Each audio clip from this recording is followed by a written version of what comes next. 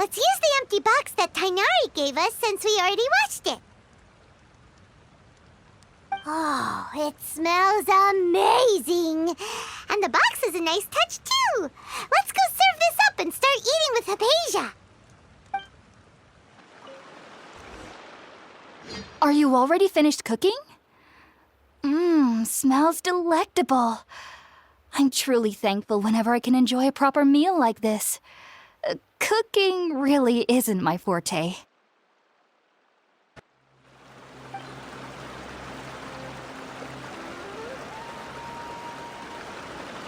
Even though everything you mentioned was in Tainari's letter, it's still hard to believe you were able to connect with Arminsul immediately after smelling spirit-born eel for the first time.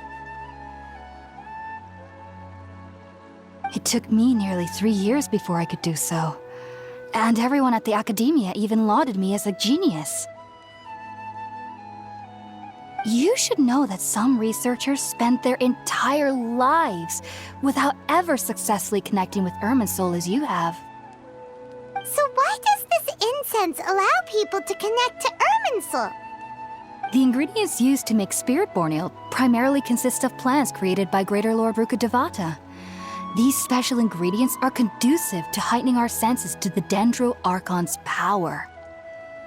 Since the root of the Dendro Archon's power lies within Arminsul, we can occasionally tap into her powers to peer into the depths of the earth.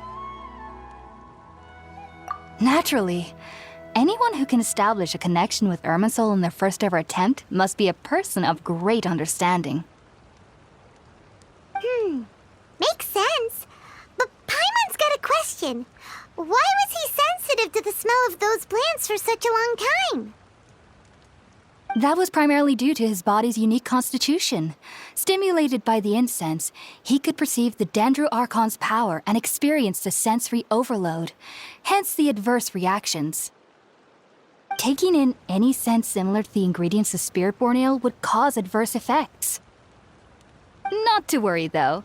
It appears you've already fully recovered. Technically, your body should still be sensitive to the powers of the Dendro Archon, but unless you're using intentional meditation techniques, the scent of spirit-born eel should no longer trigger such reactions. Whew. Well, that's a relief.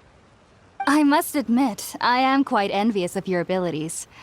Even if it meant suffering from pounding headaches for the rest of my life, I'd consider it worthwhile so long as I could connect with Arminsul at will.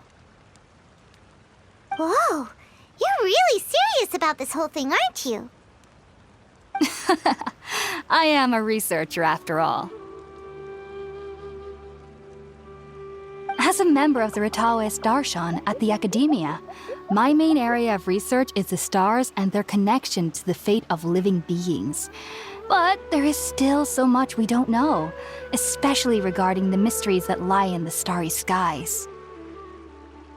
Which is why I must turn to the all-knowing Arminsul for answers. If only my perception wasn't so limited. Unfortunately, I cannot guarantee that my every attempt to attune with Arminsul will be successful, or that doing so will leave my consciousness intact. I am currently in the stage of training known as Satyavada life. Many researchers in Sumeru have lost their minds while seeking to attune with Arminsul during this stage.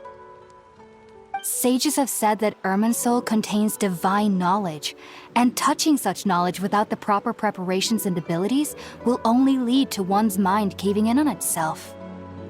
That's why we meditate alone. We need to ensure that our minds will be calm while minimizing the possibility of involving anyone else. Whoa, so knowledge from Arminsul can be super dangerous. Aren't you afraid of the risks, Haypasia? Of course I do. Especially during nights that are pitch black with no moonlight, and dead silent without even the sound of insects. However, I've been feeling better as of late. I don't get as scared anymore knowing that I have a little neighbor living nearby. I believe that being able to see them is a sort of blessing from the Dendro Archon. But what's strangest of all is that they're clearly an envoy of the god of wisdom herself. And they have the curious power to make people dream. What's so strange about that? It doesn't sound so out of place for a divine being, does it? Well, it's strange because nearly nobody in Sumeru can ever dream. Oh, is that true? Yes, well, to an extent. Only children can dream in Sumeru. Adults, however, never do. The sages say that wisdom implies rationality, but that which occurs in dreams is often neither rational nor logical. Yes, if one struggles with anxieties, those emotions could influence their dreams. The fact that the people of Sumeru do not have dreams is seen as a blessing by the sages. They believe that Greater Lord Rukkhadevata, the god of wisdom, is keeping us away from the foolish delusions you encounter in your sleep. I was born into a family of scholars in Sumeru City. Ever since I was a child, my parents would always tell me that I'll know I've grown up once I stop dreaming. I studied hard, enrolled as a student in the academia, and went on to become a researcher. Sure enough, I never dreamed again. But then, on the day I scared the little Aranara, I suddenly saw a dream again. It was incredible. Though I don't exactly remember what I saw, I clearly recalled the feeling. I suddenly felt like I was a child again. Back then, I was foolish and ignorant as any youth would be, but I was free of fear. Maybe dreaming isn't as bad as we've made it out to be. Just be sure not to speak of this if you travel to Sumeru City. They'll look at you as if you've lost your mind. So, do you have any thoughts about the things he saw when he connected with Arminsul? Sorry. I'm afraid I don't have any answers as of now.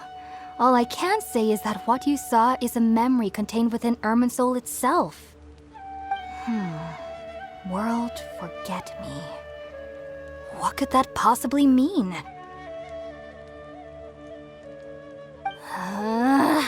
If only I could ascend past Satyavada life and begin Paripurna life, I might have some more answers for you. If you two are ever in the area again, please be sure to come and see me.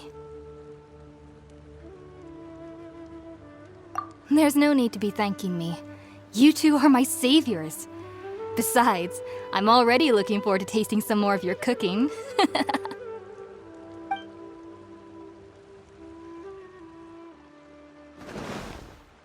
that we know Haypasia is alright and had the chance to ask her some questions, Paimon thinks it's about time to head back to Gandharvaville.